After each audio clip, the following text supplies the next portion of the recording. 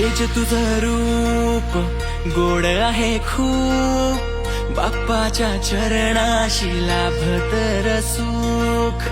कोणी नाही कोणाचंही, तूच माझं सारं काही, बाप्पाच्या नावाची लागली र भूक. तुझं रूप निराळ मानू कशी हार, माझ्या सोबतीने बस तूच, संकटांचा भार तूच निवार, तुझं असणंच मला खूप.